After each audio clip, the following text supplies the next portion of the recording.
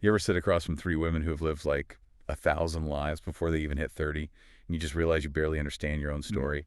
Yeah, that happened to us. Mm-hmm. It was late night, long after the city had gone quiet, still just replaying what went down, Yeah. what we'd seen.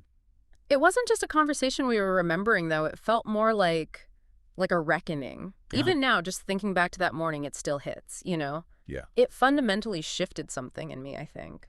Like a perception of identity itself. totally. It was a feeling that had actually been building for days, really, ever since we walked out of that screening for Cognizance Altered. Oh, Cognizance Altered. Man, that film. Wow. It truly gets under your skin.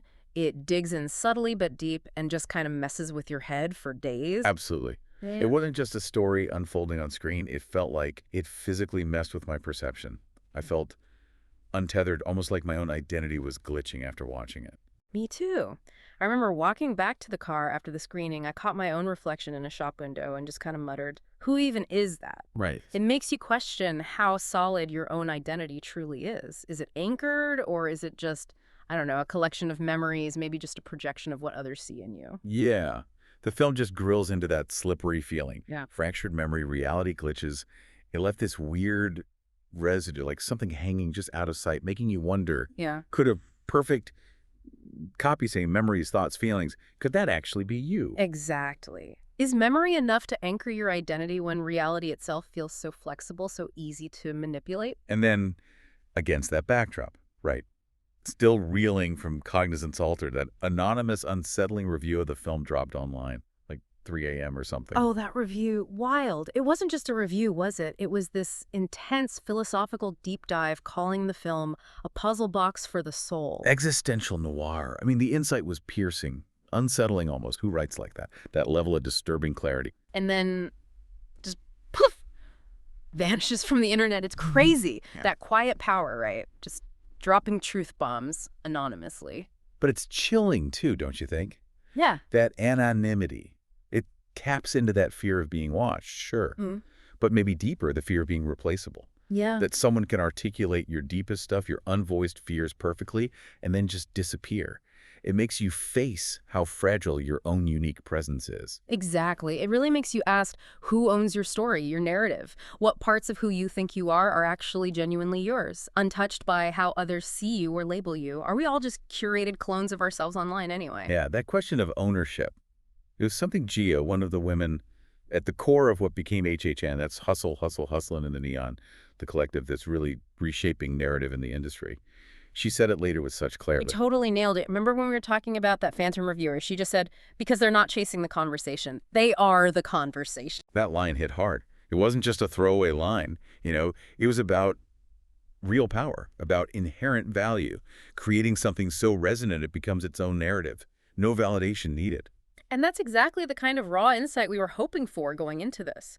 This deep dive, drawn directly from our unforgettable experience sitting down with Amy, Gia, and Minx, it really unpacks what it means to truly own your story in a world constantly trying to define or erase you. We weren't looking for polished answers or rehearsed bios.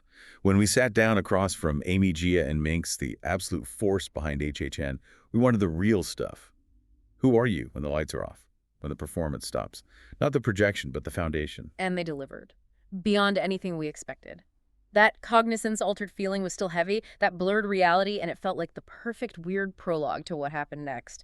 That morning at Sugar Palm in Santa Monica. It was less like an interview and more like a reckoning for us, too, honestly. Totally. We walked in feeling like our own identities were glitching, maybe looking for answers in their stories, and they basically showed us what it means to own every single broken, beautiful piece of yourself.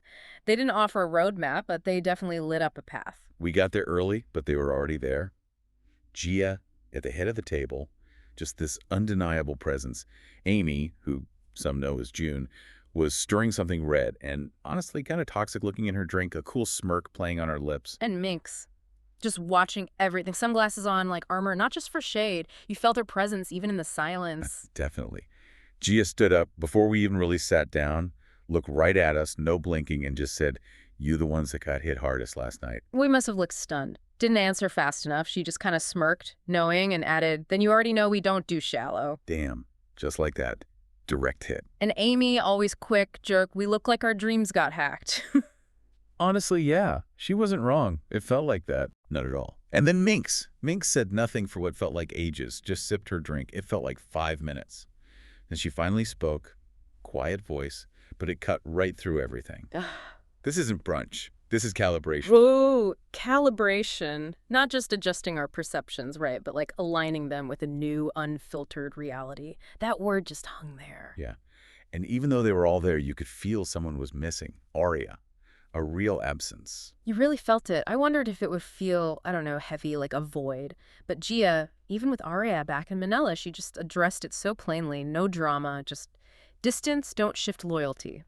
Just like that. A simple fact set the tone. And that quiet power, it really did set the tone. This wasn't about resumes or their public image. This is about who they are when nobody's watching, who they are for each other. And our mission there, same as here for you listening, was just to get to the real, the messy, unconventional, whatever version of themselves. Especially when it's messy. So let's really do it. Let's go back.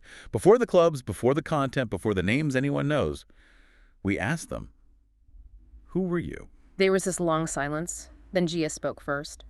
I was efficient. Efficient. Okay. What does she mean by that? She explained. I knew how to move through spaces without slowing anything down. Family, school, work. Don't cause friction. Don't ask too many questions. Figure out what's expected and deliver it before they even say it out loud. Wow. That sounds incredibly controlled, almost robotic in its precision. Like a survival mechanism honed over years. It had to be, she said. My mom was working doubles. My brother was in and out of court. I couldn't afford to be fragile. Amy, listening, chimed in. She always downplays it, like survival was just a task she checked off between classes. Well, Gia just leaned in, serious. It was. I didn't have the luxury of questioning shit. I was supposed to be the one that made it out. Pre-law, community college, honor roll. She said, 3 semesters in, I realized I was prepping for a life that would eat me alive, just slower than the others. So she pivoted. Hard. I jumped, she said, and made sure I landed better than they expected. Just pure pragmatism. From Gia's pragmatic, almost unsentimental logic of survival, we then turned to Amy, whose story revealed a completely different, almost rebellious path. Amy, what was your beginning like? She laughed, kind of sharp, you know. Oh, I was a mess, like high-functioning disaster. I was the church girl who asked too many questions. The babysitter who let the kids watch rated R and taught them how to lie about it. The girl who got her period in health class and didn't tell anyone for 2 days because I thought it meant I was going to hell. Damn. The raw honesty of that just lays it out there. Yeah. But also, I was kind, I was smart, I was hungry. Nobody saw that part, just the noise. She talked about Iowa, how it doesn't raise girls like me to thrive. It raises them to sit still and stay small. And she obviously didn't. No, she said, I didn't. She painted this picture of the Iowa version of herself, the church girl, maybe a dental admin, who never learns how to scream or moan or lie creatively, and she dies quiet. God, that's chilling. That fear of dying quiet, of conforming until you disappear, it makes you question your own life, right? The compromises you make for safety. Totally. So what finally made her run? I looked around one day, she said, and realized I was rehearsing a life that wasn't mine. Every prayer, every outfit, every answer I gave, none of it sounded like me. So I packed a backpack and left. Just like that. Just like that. Yeah. No map, no plan, just vibes and spite. Didn't even finish the semester. Vibes and spite. Love that. And now she's here. Now I'm here, she said. Still loud, still too much, but now I get paid for it. That journey, you know, learning to make people look, then make them listen. Turning that vulnerability into actual agency. It's powerful stuff. And then the quiet again, as our eyes shifted to Minx. Minx. Silence. Amy added, kind of soft. She never does anything she doesn't choose. And Gia just nodded, respect that. A long pause, like really long. And then Minx spoke. Soft but clear. Some of us didn't get a beginning, just settings we were dropped into, watched, measured, assigned roles. Wow.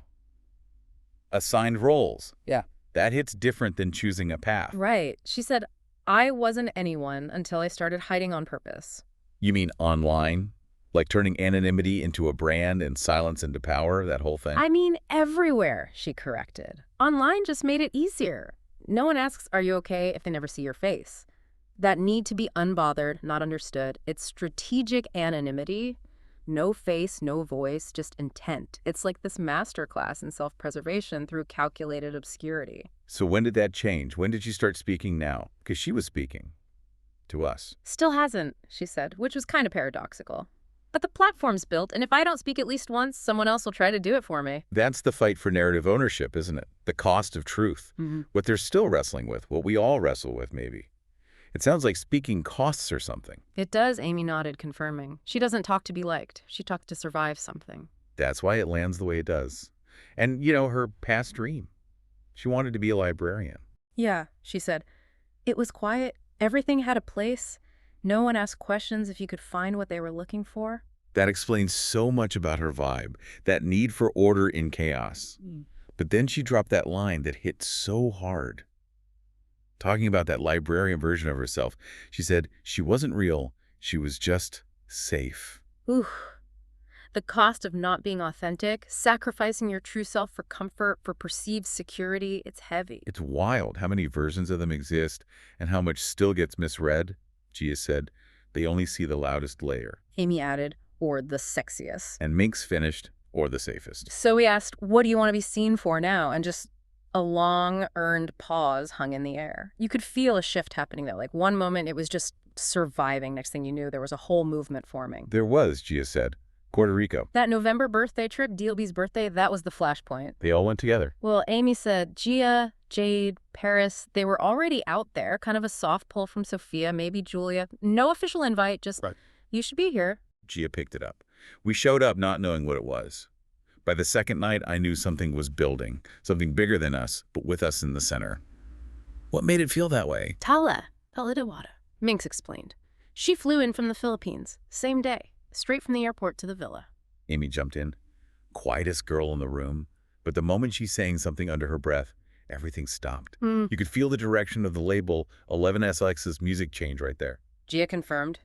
She got signed that night. Not a meeting, not a contract, just yes. She became the first 11SIX music artist, like the spark that activated the whole label. Wow. And Minx. Minx said, D.L.B flew me and Amy in late, like past midnight I made the call. She called Amy and said, there's something happening out here. You want in or not? He laughed. I didn't even pack. Just threw a charger in a purse and hoped the plane didn't crash. Minx added, she didn't know who he was yet. Not really. Amy nodded. But I knew Minx didn't fly out for nothing. That meant something was real. Gia described it as chaos and clarity at the same time. We were strangers orbiting something, and when it hit, we just didn't pull away. And they weren't. Like a crew yet. A team. Amy scoffed. Hell no. I didn't like Gia at first. Thought she was too composed, like she judged me for breathing too loud. Gia responded, deadpan. I wasn't judging. I just didn't know where to place you yet. Minx summed it up. That's the thing. None of us knew what we were to each other. But the island forced us to feel it. Amy then said, but it was D.L.B who pulled the string. He saw us joking by the pool. No makeup, half drunk, not trying to be seen. And he said, whatever this is, protect it. Don't let them market it before you figure out what you even have. That foresight, right. Yeah. Protecting authenticity from external commodification before it even fully formed. That's huge. G added, that was the moment we realized. Maybe this wasn't just chemistry. Maybe this was foundation. So when Julia Thompson, the legal mastermind behind much of their structure, pulled them aside before the flight back, she didn't say, you should start something. She said, the world's already calling you something. Might as well name it before they do. Practical wisdom for narrative control. Genius! And that was it. Minx stated, that's how Hustlin in the Neon was born. Not as a brand, as a response, a reckoning. Wow. Okay, so that's the origin. But let's talk about the clubs. What people think they know versus what actually goes down. Amy laughed, that sharp laugh again. You mean besides the moldy bathrooms and DJs who can't mix out of a Drake song? Huh. Besides that, the reality of it. VIP used to mean something, Amy said. Like if you got pulled for a room, it was power, it was money. Now, it's just a selfie booth with a lap dance tax. Damn. That perfectly captures the commodification of intimacy, doesn't it? Reduced to a transaction designed to be filmed for content. The erosion of boundaries, consent. And Gia sat back, voice low, serious. You walk in, and half the time the guy's already unzipped, hasn't even tipped yet. They think content creation means they're allowed to film everything. They don't try to record, they expect it. Not try, expect, Gia emphasized. I do OF, you do OF, so why not collab? Like, sir, this is a job, not a co-branding opportunity. That erasure of boundaries is terrifying, and the clubs just don't seem to care. Amy absolutely nailed it with that line. Visibility doesn't pay rent unless you're on Zillow. So true. It's a universal thing, right? That whole exposure argument. It's not just the club. It's a brutal reality check for anyone valuing their time and skill in a world that constantly tries to undervalue it. And the clubs, they often just let it happen because a room was booked. Amy nodded grimly. They're just happy someone bought a room. Doesn't matter if we're safe. Doesn't matter if we're filmed without consent, as long as the champagne gets rung up. It says so much about transactional spaces now, so how do they deal with that? We adapt, Amy said. We upcharge for fantasy while setting hard lines in real time. She called it, it's theater with cardio. Brilliant. And that highlights the strength, the emotional intelligence, that constant, intricate negotiation for dignity in a place almost designed to strip it away. It's a performance, but the stakes are so real. Safety, sanity, self. What about the other side of it? Like moments that actually stuck with them? Good, bad, whatever. There was a pause. Then Gia asked, "You remember Jasmine?" Oh my God. The bottle girl. The tray to the head moment. Vegas. Friday night. Packed floor, Gia began. Jasmine's running bottle service for this regular who always pushed it too far. What happened? He smacked her ass while she was holding 4 bottles in heels mid-turn. Yeah. And security just blinked. Like, Yeah. didn't move. Didn't flinch. Jesus. And Jasmine. She didn't flinch either. She snapped, took the tray, and launched it. Right into his temple. Clean shot, Amy added. The section cleared like a fire drill. And the DJ. Amy mimicked. Io, ready for more shots. Like nothing happened. What happened after? To Jasmine, Gia's voice was flat. She got suspended. He got a comped bottle the next week. You're kidding me. Nope. That's when I realized they don't protect us. We protect each other.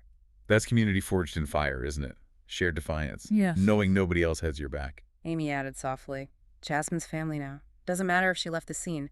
We still say her name like a prayer and a punchline. Minx.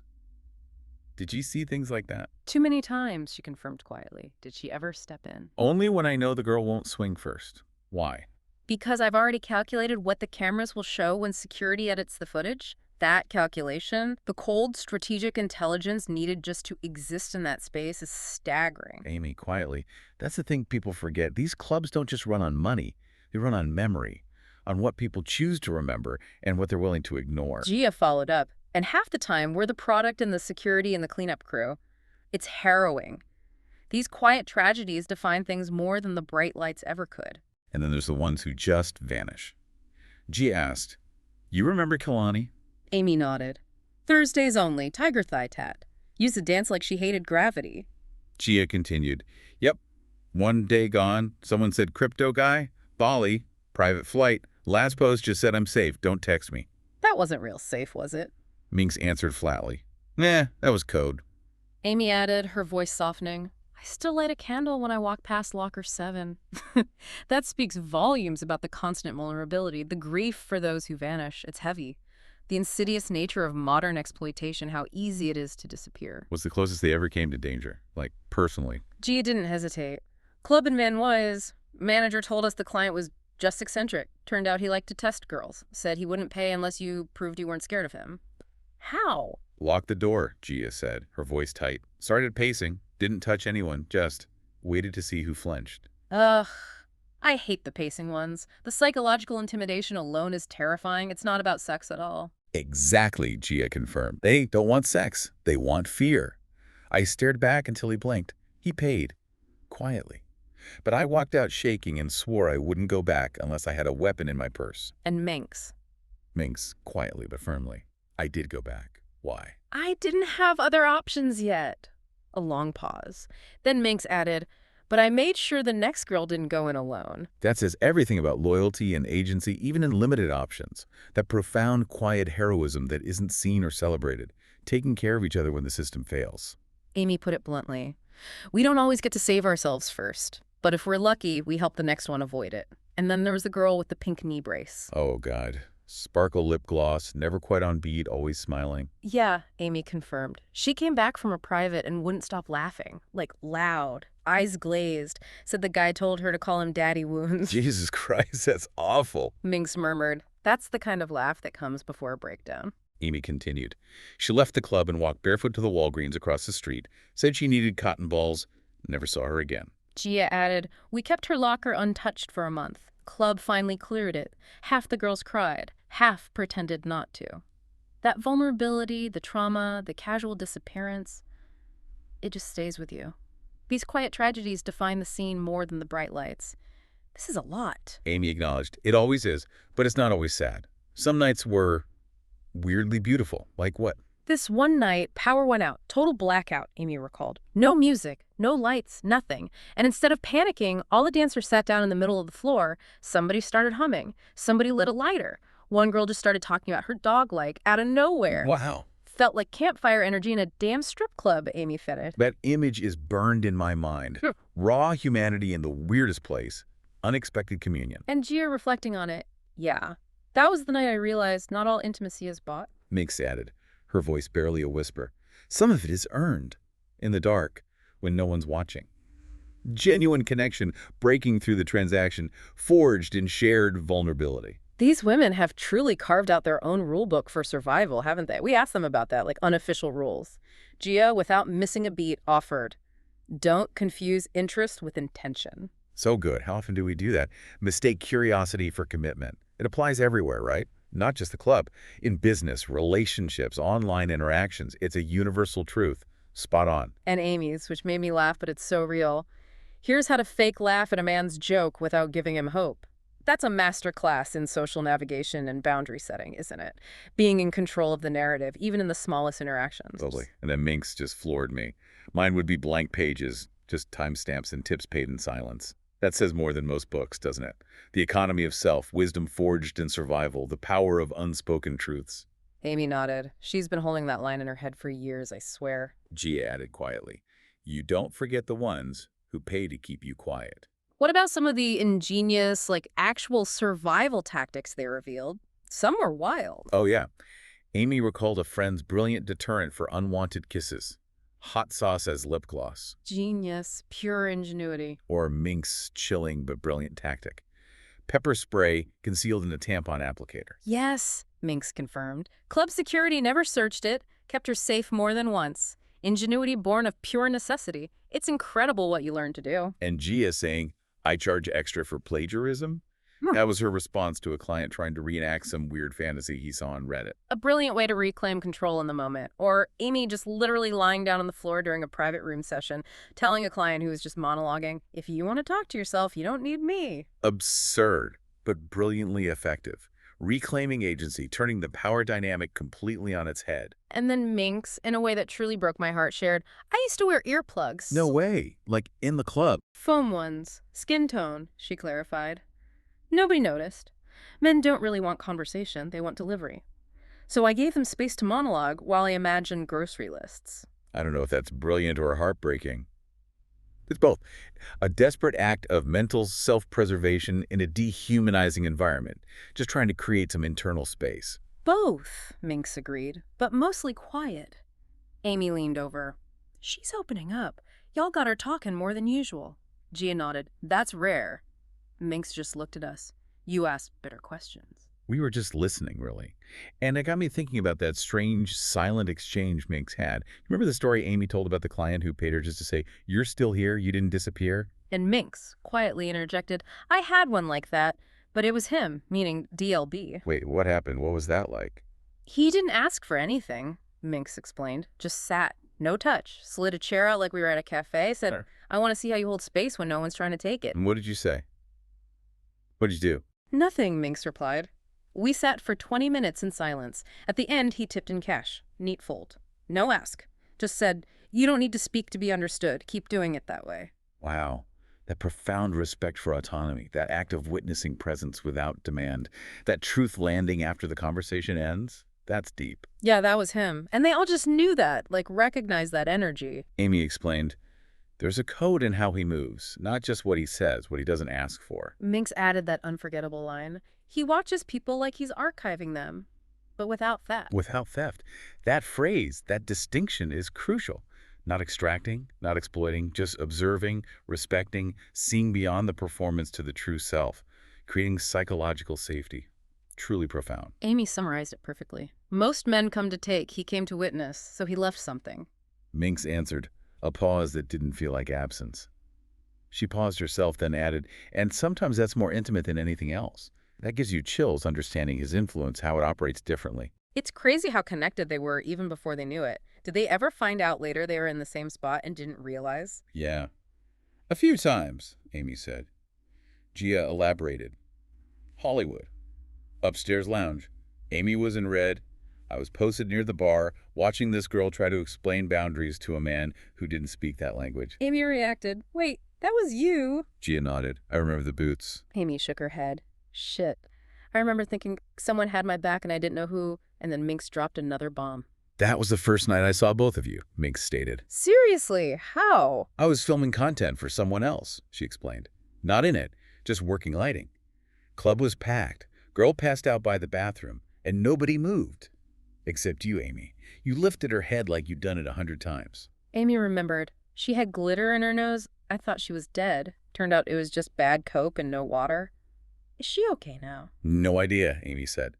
She ghosted the next week, never came back.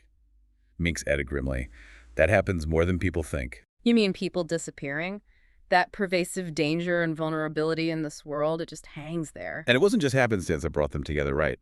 There are architects behind this movement. Sophia Luna. Sophia Luna, unbothered royalty, minimalist grace, and bulletproof calm. Her official role is manager, but unofficially, as Amy said, she's the reason we don't spiral when things get loud. Her transformative question after Puerto Rico, Minx shared, was just devastatingly simple. Do you want to build a legacy or just be remembered by accident? That's long-term strategic vision right there. And her personal stake.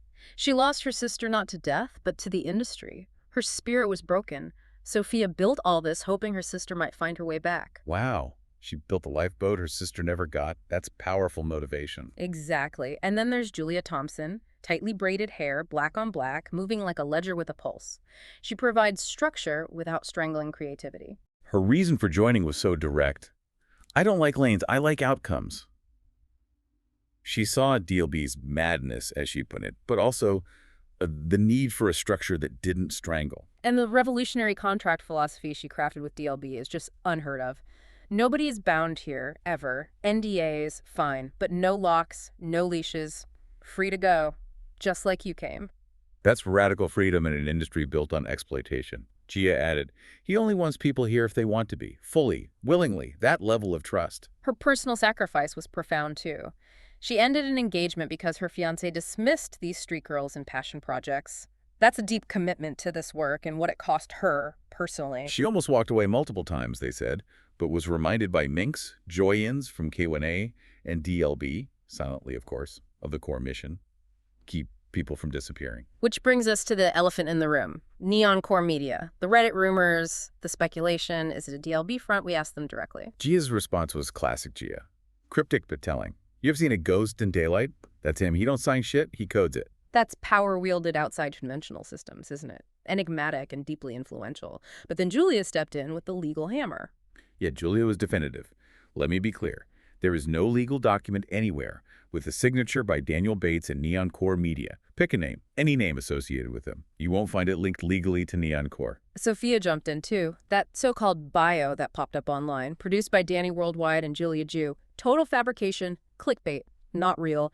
No one under the V2V by D. Bates umbrella at NVS's agency or with 11SX Music has any formal tie to NeonKore Media. So that's the legal clarity, crystal clear. Yeah. But the mystery of his unseen influence, how he moves, how he codes things, it only deepens, doesn't it? Sophia confirmed offers were made, but nothing has moved. It's fascinating how he operates. And it makes perfect sense when you hear Sophia's insight into D.L.B's driving force. She said, he builds like he's missing something, like he's trying to patch a hole that ain't ever gonna close.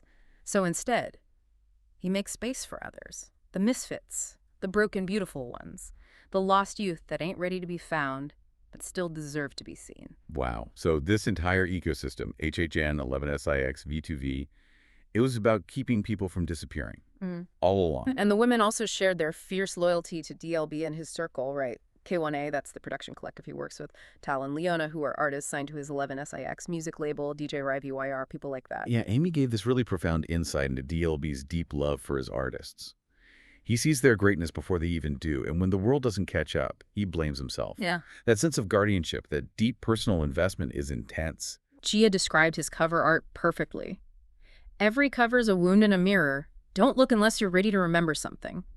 And Sophia guided Amy on her comments in these visuals. You're in the shot not to be seen. You're there to remind him of what he saw. It's about protecting truth, not just crafting an image. And then there's Lost Youth, the album itself, the women's raw experience of hearing it for the first time. It wasn't even from D.L.B. directly, right? It was Tala and Joyan's Joy from K1A playing it for them in the studio. Yeah. And Joyan's powerful instruction, don't think, just tell me what you felt after. And her response to their stunned silence, good, that means it worked. That impact over perfection philosophy, valuing the unfiltered emotional hit, that's K1A's whole approach. And the revelation that D.L.B. nearly took a major position with HYB Entertainment, one of the biggest K-pop companies in the world, and his choice to walk away. That was a powerful statement, wasn't it? Prioritizing authentic creation over mainstream power structures. Absolutely. And if you listen to songs like Lost Youth from that album, you hear echoes of owning trauma and rejecting victimhood. And then in Lullaby, you get this raw indictment, but also a love letter, holding on to small details, specifically mentioning support for sex workers like Lonnie and Molly. Yeah, or Slow Kill, tackling toxic love with self-awareness, Chrome Halo on survivor's guilt and the cost of success, No White Flags as pure defiance. These songs aren't just tracks, they're narrative threads, connecting back to the women's stories, to the struggle and the resilience we heard all morning. Peace looks different, finding peace in the mess. Totally. Julia summarized it perfectly again. This was about keeping people from disappearing. That's the deeply human purpose of HHN and the broader ecosystem D.L.B. has quietly built around them. This deep dive, this whole remembering, it's powered by NeonKore Media for stories they said were too real to tell. And that commitment to truth, to unfiltered emotion, to supporting the hustlers, the ones building something authentic, often against the grain, it shapes everything we do here, doesn't it? Yeah. It absolutely influences how we see things, how we break down trends, how we approach stories now. We see their resilience and we see the core human struggle for identity, for purpose.